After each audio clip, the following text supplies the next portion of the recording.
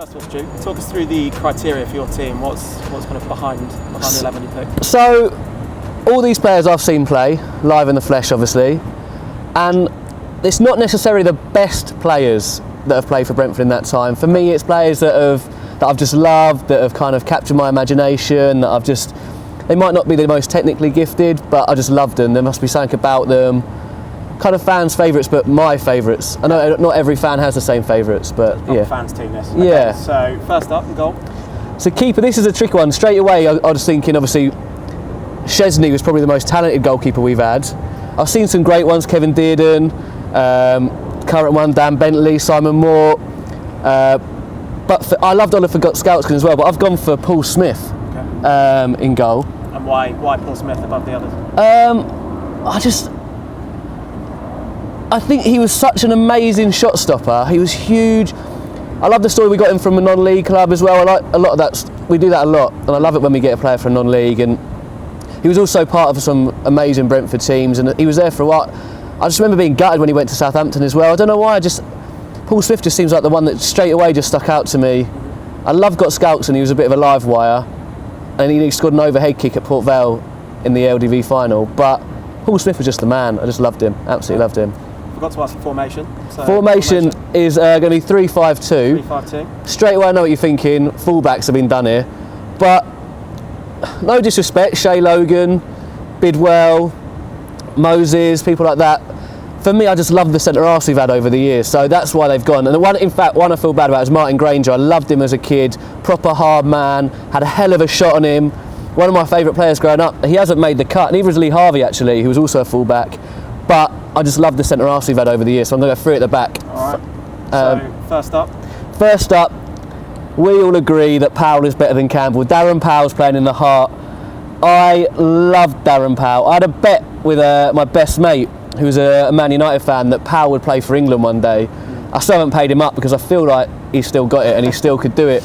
But what I loved about Powell is, I was at the game, we signed him at half-time against Hampton and Richmond Borough in a pre-season friendly. So he played for them in the first half, played really well. Then apparently the deal was done at half-time. And I loved that. He was so good.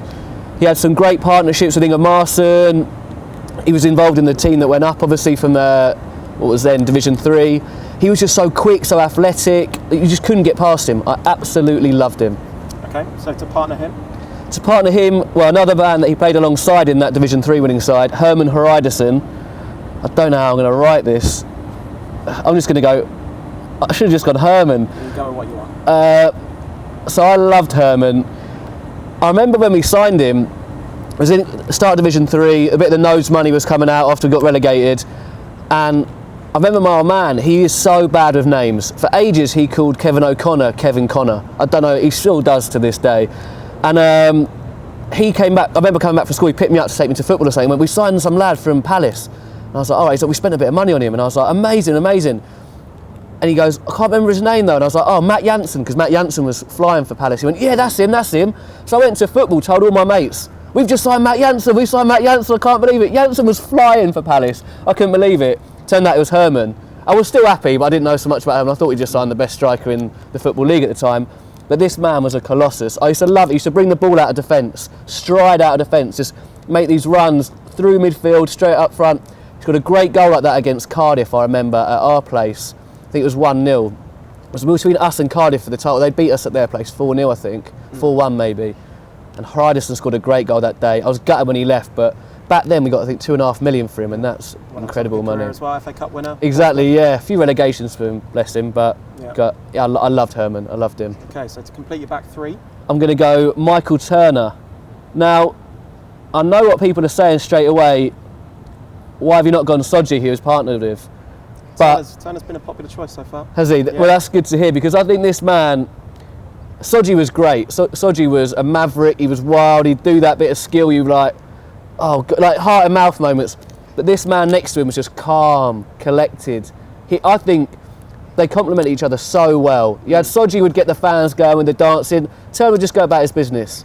He wasn't the quickest, but he could read it. I remember when he came to us, everyone saying, "Oh, this lad's had a loan spell at Inter Milan," and was going, "Well, he must be mustard if he's had a loan spell at Inter Milan." And he was just class. I think that's how you describe him, just class, anticipation phenomenal. He just read the game so well. I loved him so much. Another one that went on to have a really good career. Exactly. I think he was unlucky not to get an England cap, to be fair. I remember even being talked about it when he was at Sunderland, and I think he was unlucky, to be fair. There's a few that didn't make it. For me, I think two from the recent times that were fantastic, that maybe aren't popular choices, but I loved Harley Dean. I think he was a brilliant player, gave 100% for us. He's unlucky not to have made this team, to be fair. I love Harley. I think he's a brilliant guy. I know that might not be a popular decision, but I think he is a great guy, and I think he was a brilliant defender for us. He gave everything in a Brentford shirt. James Tarkowski, again, I thought he was one of the best defenders we've had, and quite rightly he's getting England squads. He deserves that, I think. And I think in the current squad, if you asked me this in a year or so's time, I think Chris Methven would be in this team, to be fair. Yeah. So he's pretty unlucky not to be in it, but I felt bad putting a player that maybe hasn't played so many games in my all-time 11. Another one, Jamie Bates. When I was growing up, I loved Jamie Bates. I went to his testimonial.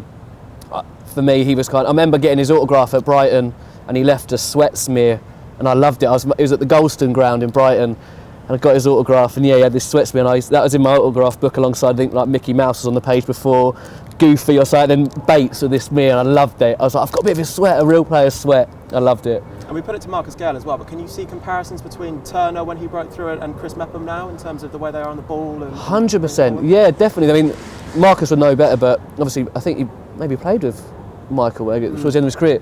100%. I think the way Chris reads his positional sense, Chris Methven is just phenomenal. He's so good for such a young player. He's so cool, such a calm head on such young shoulders, and I think he's also pretty athletic. Yeah. I think that goes under the radar, but his positional sense, the way he reads the game is phenomenal, and I can 100% see the similarities, and I think Chris is going to go all the way. I think we all know that. Hopefully it'll be with us, but he's a phenomenal player, and like I say, in a year's time Chris Methven would 100% be in this team. Okay, so midfield 5.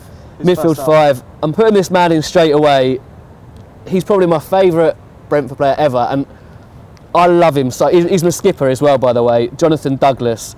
I love Dougie so much.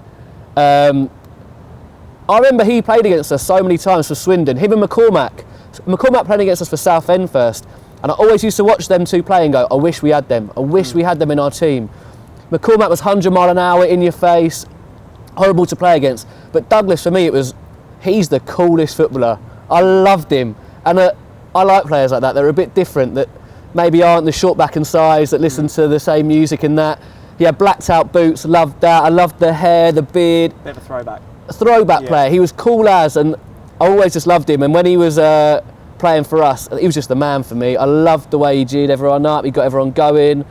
I think he, again, went under the radar a bit with the work he did sometimes. I think he was maybe underappreciated at times. But I just loved, I still do, and I've told him that, unfortunately, a few times. Been pretty embarrassing. One time after the Borough game in the Nelson, I basically chewed his ear off all day, telling him how great I thought he was, how much I loved him. And then after the Fulham game, this is what I loved about him as well. He came back, he was playing for Ipswich at the time. We'd beaten Fulham. Sam Saunders had scored the goal, and I met up with Sam in the Nelson after the game, and I'd had a few shandies. And Jonathan walked in basically to meet Sam, and we were at the table, and the first thing he just said was, "You are absolutely gone," in different words basically.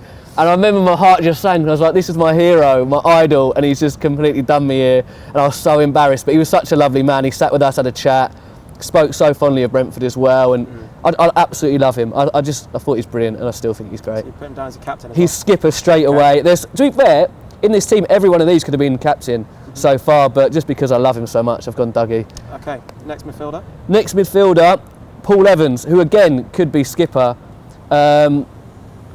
With Paul Evans, what I did love is as soon as he came in, Nose just made him captain straight away. That's quite unusual for me. You don't see that a lot, that a player comes in and straight away he's skipper. I think he was skipper at Shrewsbury before. He might have played with it against us a few weeks beforehand. He just scored from anywhere. I mean, everyone remembers the famous goal against Preston and the one to get away at Burnley from kick-off at Preston. But he would just bang them in from nowhere. He'd just shoot, and everyone would be like... The worry is nowadays, people say don't take long shots, and maybe he wouldn't have taken so many. I'd love to know what he thought, but you just knew if he was having a go from 30 yards, it's going on target at least. I remember, I think when we won promotion at Swansea, we knew we were going up pretty much. Swansea home game, I think it was 3-0. He scored an absolute rip snort at top right, top bins. I loved it. Again, he wasn't like the most athletic looking, but he used to boss a midfield. He would run the midfield, and it was such a happy time, that period for us as well. I was gutted when he left after the Stoke game. It was sad, that Stoke game, because you realise a lot of the lads were probably going to move on, and we had such a good team under Koppel, and you kind of knew he was probably off, and that was gutting for me. Wales international, quite rightly so, and he ended up having a great career in the Championship, which was then Division 1. But yeah, I loved Paul Evans. I thought he was brilliant. Okay, to complete the heart of midfield? Complete the heart of midfield. I mean, this was tough. This was really tough. I could have gone Ryan Woods, but thought, can't remember him giving the ball away in the time he was with us. He was phenomenal. Adam Forshaw, I loved him in the promotion season. I think those two were probably technically two of our best we've had. But I'm going to go for a man I think just fans' favourite. I loved him, as Jay Tabb. Another popular choice. I loved Tabby. I thought he was great. He could play on the wing, he could play inside, he played up front a few times. I think I was ball boy on his first game, and I remember thinking, he's not tall, but he was just a unit. Yeah. It was like a little brick. I was like, wow. He was everywhere as well. He was so quick, his arms just running, he could push people off the ball. I loved him. He got it as well. I know we got him from Palace, I think, as a 16-year-old, but he just jumped straight in. I loved it. I think Wally Downs gave him his debut, and I remember just from then, the fans just took to him, and he took to us. It was great. It's one of the few times I've cried watching Brentford. First time was when we got relegated under Mickey Adams to Division 3. Our man wouldn't let us go to the Bristol Rovers game. We had to beat Bristol Rovers, I think. Or we were outside the relegation zone. Bristol Rovers needed the wins to get into the playoffs. We needed to stay up. I think Burnley were catching us. And I remember I watched it in Curry's on the teletext, and it just come up that they scored. I think Barry Hale scored or something, and I just turned to my dad and just started bawling my eyes out, grabbed him in Curry's or something, or one of them. And the second time is when we lost to Swansea in the playoffs under Martin Allen, because you knew that Tabby was going, kind of thing. It was kind of, wasn't said, but if we didn't go up, you kind of realised that he should be playing at a higher level, and if we didn't go up, he'd probably be going up there. And I cried that day in Brick Road. I remember it was an amazing night, actually, because even though we lost, the fans were incredible. I think we sang The Great Escape for like half an hour or something. It was a really lovely moment with the fans, that they appreciated what was going on. I think that's brilliant about Brentford fans. They do have that connection. And I remember Tabby walking past Brick Road, I just started crying. I was singing, but you know it's that horrible thing. If someone took a photo, or someone goes to speak to you, they'd be like, "You're right," and you'd be like, that one of those moments. But yeah, it was. I loved that man. I thought he was brilliant for us. Okay, strong central midfield. Yep.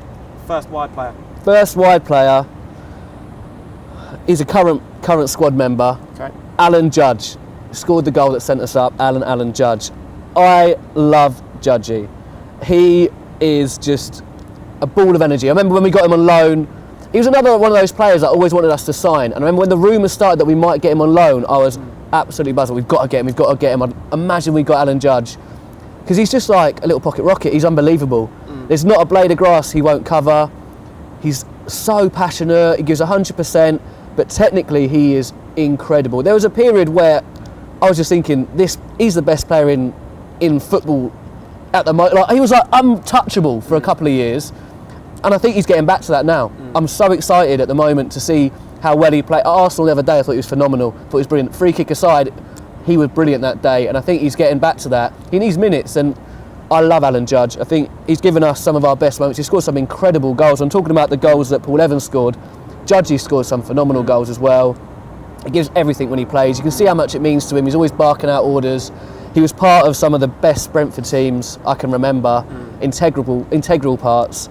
And yeah, I love Judge. And Kev told us in that January when he came in alongside Tarkowski slightly later on as well, that when he saw that quality come in, Was it the same from a fan's perspective that you almost knew it was going to be Brentford's year? 100%. I remember when Taki came in, we thought he was going back to Oldham, and then we were like, okay, well, we'll get him in the summer when we'll hopefully be up. And then he played a couple of games, and obviously we kept hold of him. And him and Judge we just kicked on. We were phenomenal after then, and we had a great squad as it was. And I think they just lifted everyone, and the two of them were just incredible players for Brentford, and too good for that league. I mean, all that squad were too good for that league, really.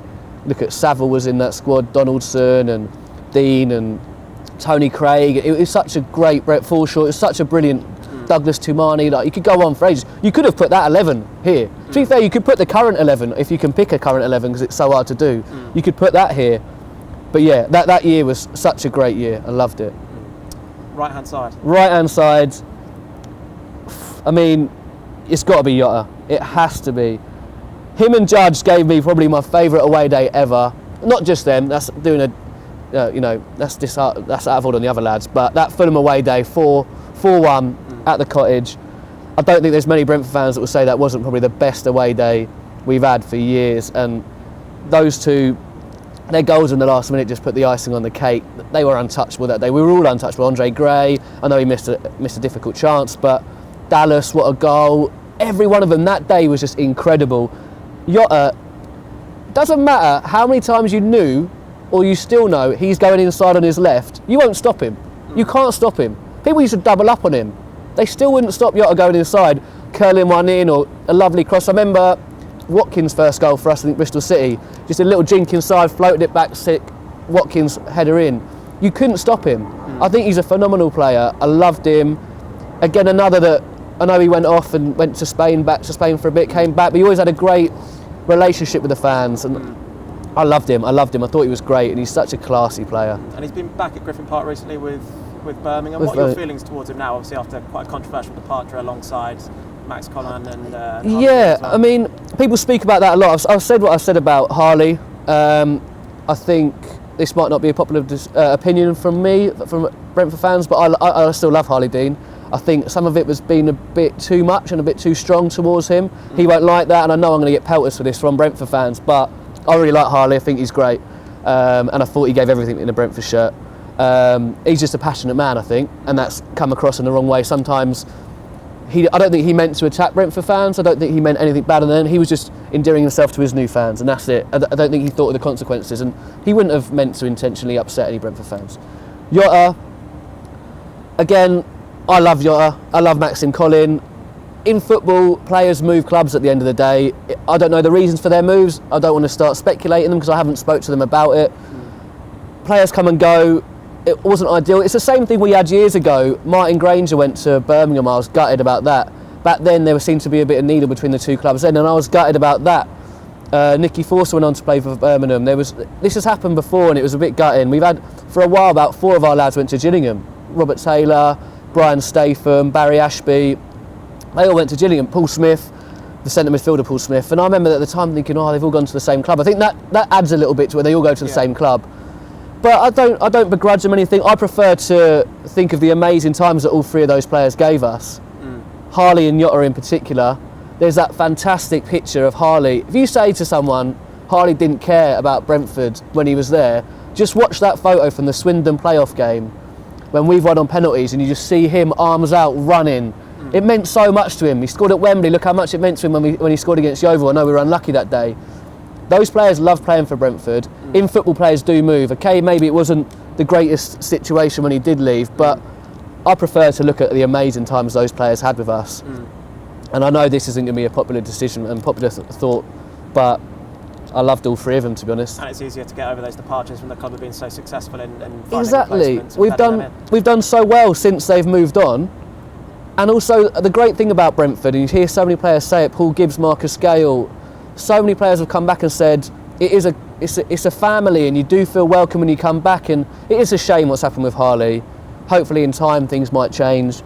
With Jota, he did get a decent applause at times in those games. Obviously there have been the boos with him, but he has got a nice ripple of applause sometimes. And I think that's it. What is special about Brentford is it is a family, and when players do come back, it's nice when they do get that love, because I think a lot of them do deserve it. It was a shame when Forshaw first came back that he got a bit of stick. again, I didn't begrudge him his move. This happens in football. Yeah. It happens, and you have to kind of accept it. These players will move on eventually. It's not ideal, but remember the amazing times we've had with them, and that's what I try and do. So that's midfield complete. 2 more. It's midfield complete. And by the way, that midfield, there's a few that could have gone in there. Stephen Hunt, Yeah. I loved Hunty. There's some phenomenal players. I love Stuart Talbot. Again, wasn't a popular player, but I loved him because he was a bit dirty. I loved that. He was a bit nasty, had a bit of bite in midfield. So that's midfield complete. Up front, my first one is probably my hero growing up, Robert Taylor. Now, Robert Taylor, I said this before to someone.